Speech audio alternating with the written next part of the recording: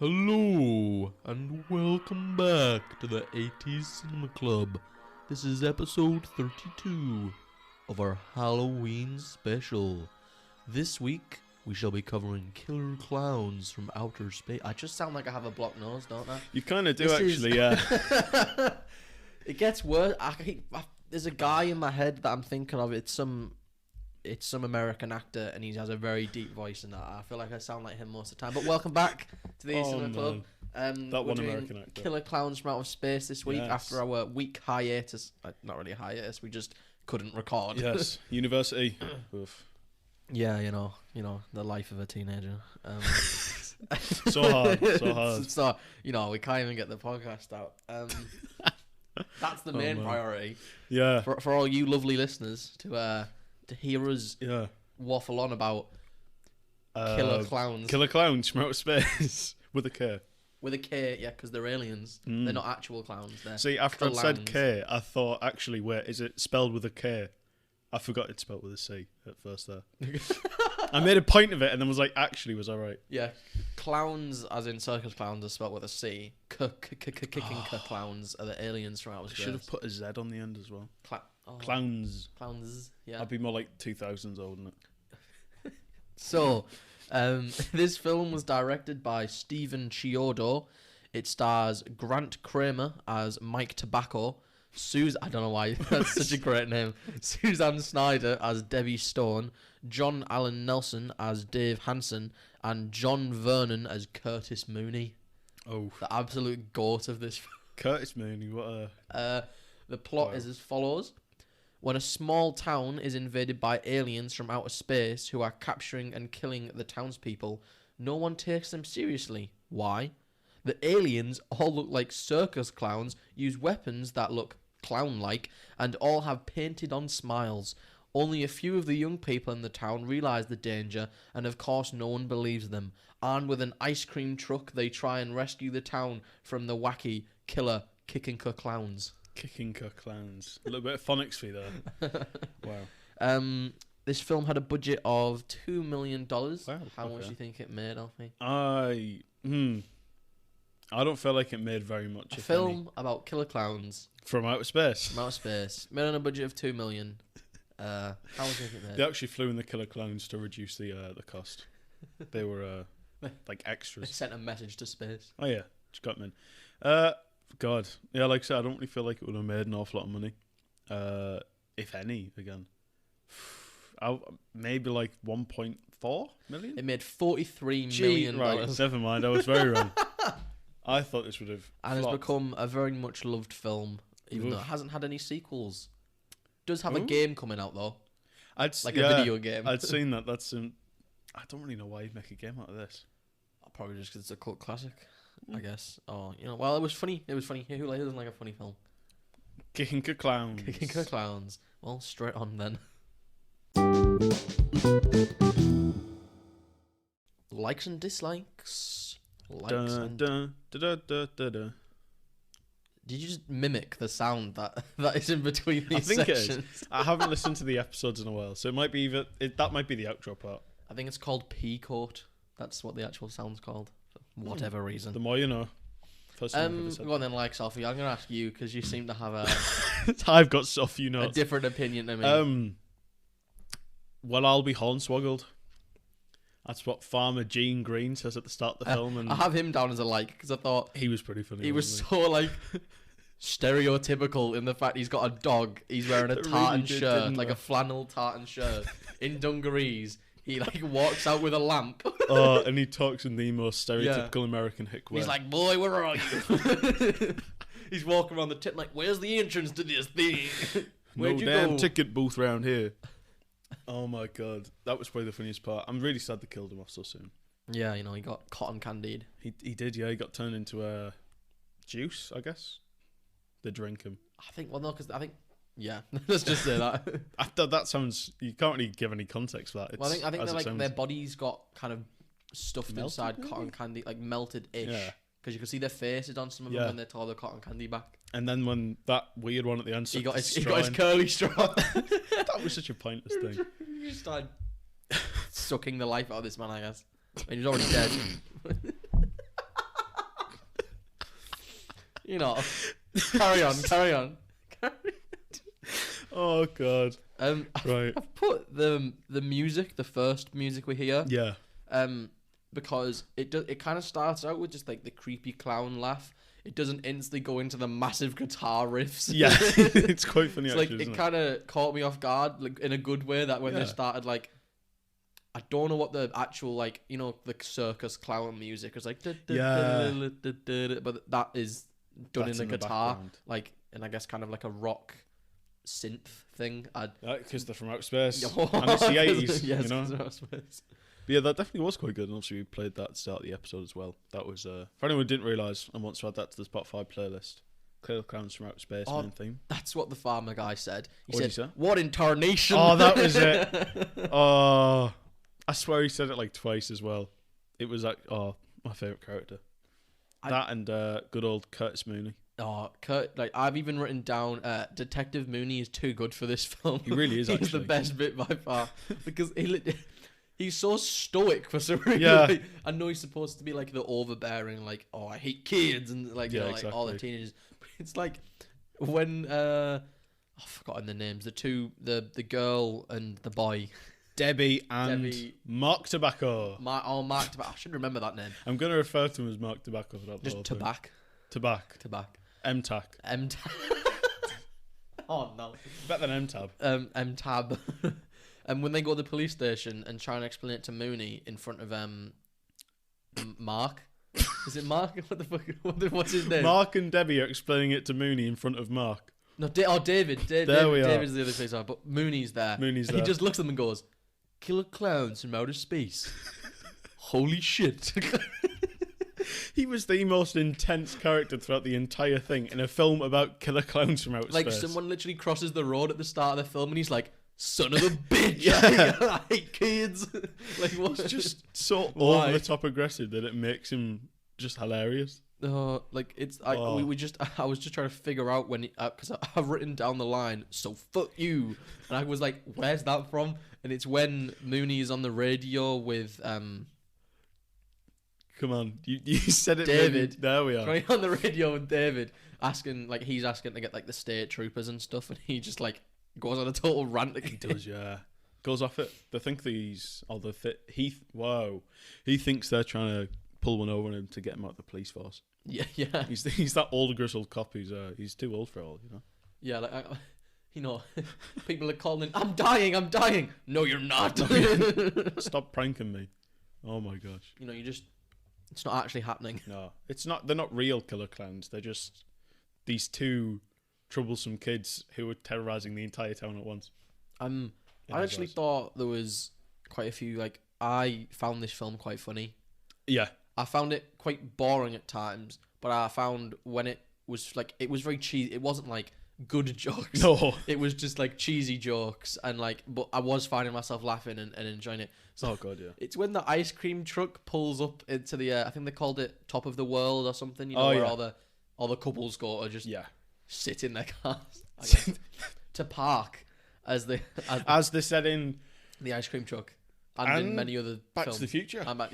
No, because they come in the ice cream truck. Oh god, He goes, "A tasty treat for while you screw." Yeah. And then these two girls come out from the back of the ice cream truck as they're going, man. "Oh, I thought we'd get some business up here." And the girls are like, "We don't park. What kind of girls do you think we are?" And they're both just eating ice lollies. Oh, it was I don't a know weird way to start. Is there an American way to say ice lolly? Like ice pop popsicle. Popsicle. Sorry, we have a See, bit of a this is quite funny given our American audience has been going up recently and we're currently slandering. We're trying to cater to you a bit more. Ice lolly is, I guess, the Popsicle. American popsicle. Yeah, I thought, the people who played the something brothers, because they're brothers. They were a comedy duo, I think. Oh, right, they okay. kind of, you could see that they were funny from most of the film. Like they were like kind of like a double act. Which The Terenzi brothers. That's it. That's them. It's like, the girls they just walk out from the back of the truck. Appear. Yeah. Well, they just stood up the whole drive there, just eating. I know, ice that's cream what in I the back. thought. They've just been like going up that hill, Look sucking like on a pretty, popsicle like, or something. Steep hill as well. Imagine actually being thrown around in the back of an ice cream van and only You'd being choke worried about on your ice cream. literally, yeah, but still being worried about getting free ice cream. Yeah, literally. Most important part, to be fair. I actually thought the cotton candy body pods were an interesting. Well, the set design, I should say, of the entire film. It was especially quite good, the spaceship, the circus tent spaceship. Yeah. It really because they were clowns, right? Yeah. They really managed to fit the aesthetic that they were clowns. It was quite interesting, actually. So, it was like a bit of like a maze, like funny, wacky colours, and you go in, and it's like the way they kill them, like they use popcorn as homing devices to find creepy, little crawling popcorn. Yeah, like the popcorn. The balloon dog. You could tell, right? Nobody looks at you like, oh my god, you've got popcorn in spaced out little. When they throw the popcorn on them to track them with their balloon dog. Oh, it's beautiful, isn't it? Balloon dog. That was the funniest thing. It attaches to them with the same amount of space like between a diamond each pattern one. Across them. Yeah. And nobody thinks anything of that, to be honest. You don't look at your friend and go, it's not like clumped on you somewhere. Oh no, it's some. Just. I love how it was like that as well, right at the start when Mark and Debbie had just ran out. And they'd essentially narrowly escaped it and it had just sort of fallen on them, but somehow fell and settled into that correct pattern. Yeah, I know. And then immediately fell off again afterwards. So it was like, oh, that's a pretty great homing device. Some of the other funny scenes I thought was when the clowns go to when you have the two houses they go to. Oh, yeah. There's the one woman, looks like she just got out of bed. Oh, yeah, the she opens pizza the door. one. And she's like, a pizza? What? And then the clowns just all appear from, this box and just kill her. Yeah. and then the other one where a clown goes to the door and has flowers. Yeah. She's like, oh no, it's like a love heart. It's like a chocolate box sort of thing. And she's like, oh, Steve, Jeff, was this for me? Was this for me? And then she gets shot. Why would it be? There's a clown who, I'm not going to lie, none of them actually look that nice. No, they all look like really malformed. Well, I mean, they're from outer space. Yeah, then the killer. Yeah. But that aside, they all look really sort of creepy looking. Yeah, so when they come to the door, you don't think that's just a normal clown. No. I mean, maybe people do. I love the idea, though, that old lady, her husband was stood just off out of frame, and her husband saw her get shot and turned into cotton candy. There was no reaction that we saw. Is this from you, Jeff? And then she goes, ah! And she's cotton candy, all the way in which people die, they're kind of a lot of them are just shooting people with the cotton candy ray, but there is others. Like the guy gets dragged into the bin. Yeah. Outside the thing. The best one is the biker who gets his head punched off. Knocked his block off. Lands into the bin. Yeah. Hole in one. Excuse me. That was pretty hilarious, actually. I like how his body just sort of it falls backwards and then decides to go forwards instead. It's like that scene. I kind of felt bad for the clown. Yeah. Gets his bike smashed and it starts crying, I guess, in quotation marks. Yeah. And then jumps up in the air, jumps back down with boxing gloves, and starts sizing Where did he get the boxing gloves from? Starts sizing them up. That was pretty funny, actually. Other funny moments are close to the end when they go to the theme park. Oh yeah. And the one lone security guard's there. Oh. Outside the tent, and the clowns are get out the clown car. Yep. And he goes, what are you gonna do with those pies, boys? And then he's slowly dissolved and disintegrated by the pies. And then he has so many pies thrown at him, that acidic pies, that he dissolves. That was probably the funniest one, I think. It's the fact he looks at them with his torch and just goes, so what are you going to do with them pies, boys? And he just stands there and takes every single one of the pies. Yeah, doesn't try to move. He doesn't try to... He's like... I mean, to be honest, though, if you were getting hit by pies, it's not usually life-threatening. Usually not acidic. So maybe he didn't kick... Maybe the acid didn't kick in until after. I reckon he probably didn't think, hang on a minute, this could be bad. He was like, oh, you know what, I'll take these... yeah. I'm not... No. I'll take these pies. I was going to say something else, I don't have much else to say. I just thought it was generally funny, and the set design and the clowns themselves look really good. Yeah, that was actually quite a good part. And I guess I liked the way the movie progressed with just the clowns kind of going around doing mayhem. Yeah. And then obviously going back to their spaceship, to leave. I don't know what were they gonna do. I think they were trying to kidnap women, weren't they? I mean, they were trying Because to they kidnap put everyone. them all in balloons. Yeah, I wonder why they put some of them in balloons and some of them, and then most of them in the cotton. I think it was just a Yeah. plot device to keep Debbie alive. Probably. I mean, I'd seen someone try and argue online that it was to make the female clowns, but again, that lady at the start, she got put in cotton candy, not a balloon. You know the pizza. Yeah. And there was only like there wasn't really There was- anyone else in the balloon that you No, could see. I mean there was lots of balloons, but they didn't. They didn't fit show anyone else. like if anyone was in or anything. I mean, to be fair, even when they go and free Debbie, they don't show a different shot. It's just the same shot from earlier. Yeah. Of her up close. This doesn't have anything to do with the film, but I was watching. I was looking at the credits, Yeah. and I didn't get the first part of it. But the catering was done by the caterers. So Sounds like they might have forgotten who catered them. no, because it wasn't that. It was like the name was something like Jim Duff and the Caterers. Sounds like a band. What? I know that's what I mean. that wasn't the name, but Let me it was done by the caterer. Let me try find this then. You know what? I'm checking the. I just thought, when you just see something on the credits, Yeah, and it's like, what is that? it's like when we noticed like Dick Warlock and stuff like Oh, Dick Warlock. Oh, I can't find it online. that. I'll have to watch the credits again, but I swear, right, the catering at some point said it was done by the caterers. So, The Caterers. Oof. bit of an interesting name. Any more likes, Alfie? Any more likes? That's a very good question. I just kind of like the vibe of the film. It's be honest. really weird, isn't Like it was weird, but like fun, and I guess that's all it? That's you need. a clown really. for you. Well, yeah, I think that's the whole point. Like the music, I think really helped Yeah. because it for kind of sure. gave it like That's because it is like it's supposed to be like a horror film, but it's a very it's more funny yeah. kills. Like they are gruesome, but that's what makes it funny, I guess. Oh yeah. So like the head getting knocked off, it shows you the whole bottom of the head. Like it's not. Oh god, yeah. It's not like trying to skimp on anything. I think that was but- probably like the most, if only like one of the gruesome kills in the film, because the rest just got turned to cotton candy. didn't Yeah, they? I guess you see like a lot of old people get eaten, but you That's don't really true. see them get eaten. And then You there's see the cotton candy face, like that's covered in blood. Yeah. I guess because it's like not really there anymore. So for my other likes, I've got the Mooney puppet was quite good. I like that scene. That was really weirdly unnerving. It for was, like yeah. what the film was. That kind of, it took a really dark turn all of a sudden, and then came back to. If normal. anybody's seen Independence Day, there's a scene in that where the alien like throws a guy around a room and then like presses him against the glass, and he's like kind of possessing him to talk through him. Yeah.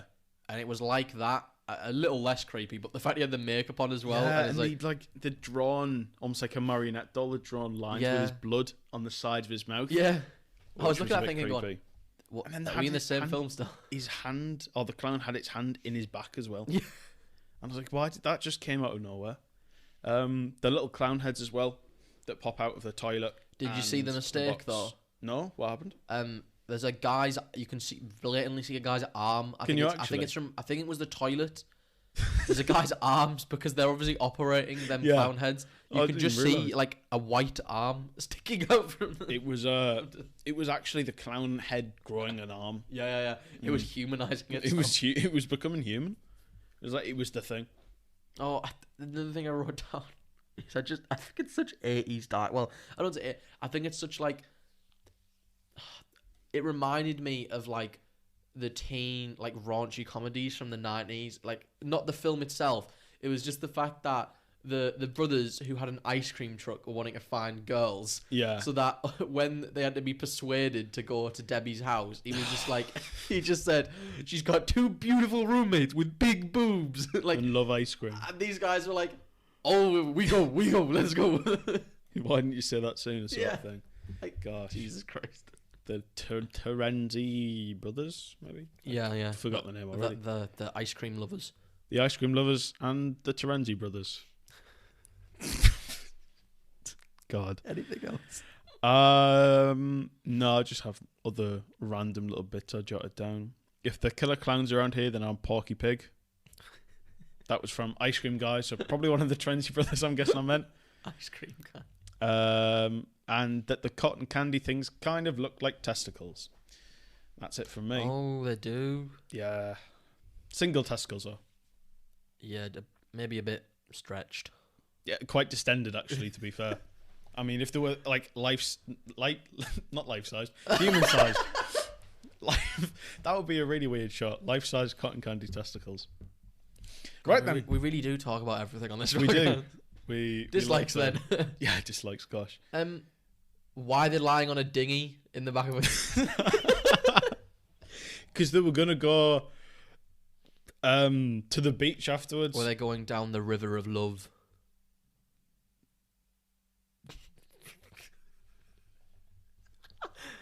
I think. Wow, that was. We really do talk about everything. I don't think Alfie was. That caught me off guard. That I thought, although some of the jokes were quite like funny and stuff, it's no excuse for it. It was pretty bad writing for a lot of the film. it definitely lacked in the story department. I guess nothing has to be like as impactful as films like The Shawshank Redemption or like Stand By Me and stuff. They don't have to have like perfect dialogue. But come on, this was there was some poor. things in there where like I can't like off the top of my head. I probably couldn't maybe say one.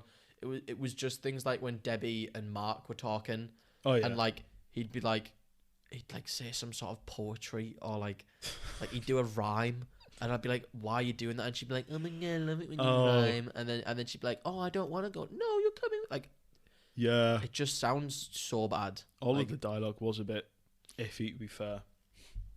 I think just the acting in general was a bit rough. Aside from Curtis Mooney. Yeah, literally. He was actually probably the best acting performance. And the clowns. That's true. It all kind of seemed like some of them had been given their lines like 3 seconds before they had to say it. And then like done it. Kind of improvised the feel a bit. So it's like, I've just been doing some media studies coursework filming. Not for my media studies coursework, for someone else's, where I was playing a character. All right. And like, I only got the lines like before I shot it. And I'm not an actor. Really? It kind of seemed a bit like that. Like, like trying to come up with an emotion right on the spot. So you haven't learnt your lines, you've just been given them. So it's like, right, I got to read it and think of how I'm going to say it. It felt like half of the lines have been like, right, he's going to shout this one. so you then have to try shout it. Oh, yeah. No, it definitely was just a bit. I think the acting and, I mean, that's quite hilarious. The acting and the story were pretty bad, but the film was all right. I'm trying to look at anything else that I've got. Towards the end when they're going towards the amusement park, there's a really weird transition mid-dialogue from David, and they're suddenly by the beach going to an amusement park. I didn't notice that. So it's like, I think it's as they're like, oh wait, where could they've taken Debbie? And they go, I think he's saying there's only one place, and midway through him saying theirs, it just cuts to the shot of them driving down a coastal road towards this amusement park. But like, I swear the entire time it was made seem like it was nowhere near the beach. It was almost like a little forest town more than anything, it seemed like. But again, that could just be like bad. Well, I guess the Goonies has a forest in it, but it's right by the sea. That's true, yeah. That's fair, actually. Might be the same place. I guess something to do with more like the technical aspects then. Did the audio seem a bit off for you during some points? Yeah, it definitely had some. It felt like someone was talking, points. but either their mouth wasn't matching what they were saying. It happened with David a lot. Or like when the camera was behind someone, obviously it felt, you're not actually seeing them talk, but it felt like they were talking over the scene. Yeah. So like they were voicing it over. I don't think it was. I feel like it might, I don't know what it might have been, but it was a bit weird. Like sometimes when a character turned around and it sounded like they were in another room.